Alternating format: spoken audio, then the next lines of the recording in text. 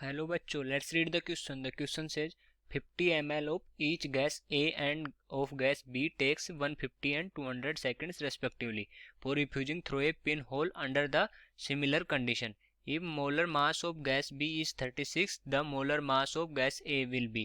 तो हमारे पास जो वॉल्यूम गिवन है 50 ml ऑफ ईच गैस, दोनों जो गैस है उनका वॉल्यूम 50 ml है, और जो ए गैस है वो इफ्यूज होने में कितना टाइम ले रही है 150 सेकेंड, और दूसरी जो बी है वो उसका टाइम है 200 सेकेंड्स। ओके, और अपने को मोलर मास ऑफ बी का गिवन है, मोलर मास बी का गिवन है कितना 36, और पूछा किसका molar mass of gas A will be.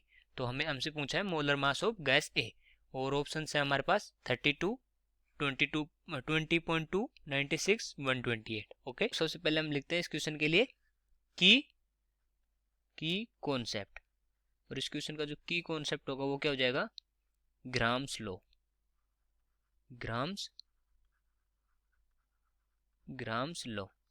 Grams law for effusion और डिफ्यूजन। ओके, अब हम देखते हैं ये जो हमारा ग्राम्स लॉ है वो क्या बोलता है। So Graham's law states that it का मतलब यहाँ ग्राम्स लॉ से, ठीक है। It states that the rate of diffusion or effusion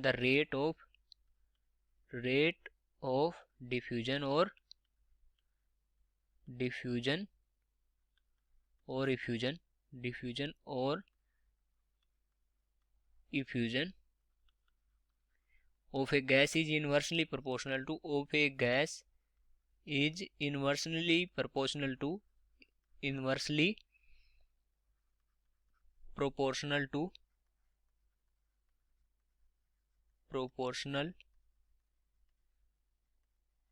the square root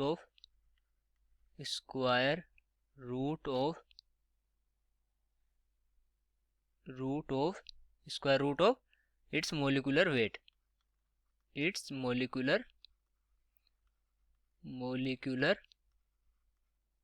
okay. तो ये क्या बोलता है कि जो रेट ऑफ डिफ्यूजन और इफ्यूजन है वो यूनिवर्सली प्रोपोर्शनल होगी किसके, square root of the molecular weights के। ओके, तो square root of molecular weight के ये इन्वर्सली प्रोपोर्शनल होगी। और इफ्यूजन का मतलब क्या होता है कि गैस, ये प्रोसेस है जिसमें गैस है, जो गैस होती है वो स्मॉल होल से एस्केप करती है, ठीक है। अब हम देखते हैं कि ये जो हमारी डेफिनेशन है इसके अकॉर्डिंग इसका फॉर्मूला क्या बनेगा, R B divide by R A is equal to, क्योंकि इन्वर्सली प्रोपोर्शनल है तो क्या आएगा, ऊपर एम ए आएगा, ठीक है, root over M A divide by M B. Okay, अगर डायरेक्टली प्रोपोर्शनल होता तो R B by R A is equal to root over M B by M A आता, अब इन्वर्सली है तो M A by M B आएगा, ठीक है। तो अब हम देखते हैं कि क्या क्या वैल्यू हमें गिवन है, क्योंकि रेट हमें यहाँ पर गिवन नहीं है, तो रेट का जो हमारा फॉर्मूला होता है, rate is equal to volume upon time, okay, ये हम यूज करेंगे यहाँ पर। तो जो वॉल्यूम है हमारा दोनों का सेम गिवन है, दोनों का वॉल्यूम सेम गिवन है, तो इसको हम वॉल्यूम को V A is equal to V B assume कर लेते हैं, ठीक है। तो 50 ml दिया हुआ है पर ये कैंसिल आउट हो जाएगा तो इसका कोई मतलब नहीं है यहाँ लेने का, तो दोनों वॉल्यूम को हम सेम ले लेते हैं, ठीक है, V A is equal to V B. और जो टाइम है टी ए वो गिवन हमें 150 सेकेंड, और जो टी बी है वो गिवन हमें 200 सेकेंड, और molar mass of M B मतलब जो एम बी है वो कितना गिवन है 36, और एम हमें फाइंड आउट करना है।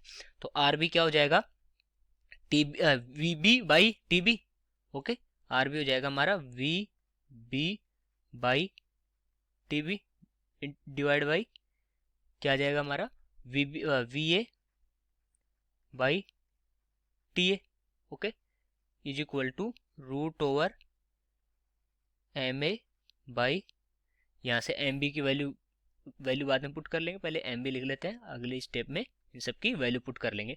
तो V B by V A तो कैंसिल आउट हो जाएगा, क्यों कैंसिल आउट हो जाएगा, क्योंकि वी बी और वी ए की वैल्यू सेम है, 50 ml है, तो हम 50 ml पुट करें ना करें कुछ फर्क नहीं पड़ेगा, तो हम इसको सीधे डायरेक्ट कैंसिल आउट कर देते हैं। तो ऊपर आ जाएगा हमारा T A by T B, okay, is equal to root over M A by M B, okay. अब हम पुट करेंगे यहाँ से वैल्यू, सो टी ए क्या है हमारा, टी ए क्या है 150 divide by 200, is equal to root over M A divide by 36। Okay, तो ये यहाँ से ये 0 से 0 कैंसिल आउट हो गया, और 15/20 का क्या मतलब हुआ, 5 से वो कैंसिल आउट करेंगे तो 3/4 आ जाएगा यहाँ से। ठीक है, अब हम लिख लेते हैं इनकी वैल्यू।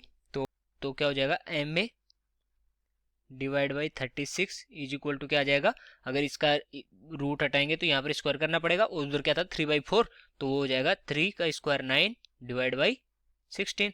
तो यहाँ से जो एम ए की वैल्यू आएगी हमारे पास, M A is equal to क्या आ जाएगा, 9 इंटू 9 डिवाइड बाई 16 इंटू 36, और ये किसके इक्वल आ जाएगा, अगर इसको कैलकुलेट करेंगे तो ये आता है हमारा 20.25। ओके, 20.25 ये होती है एग्जैक्ट जो एम ए है उसकी वैल्यू।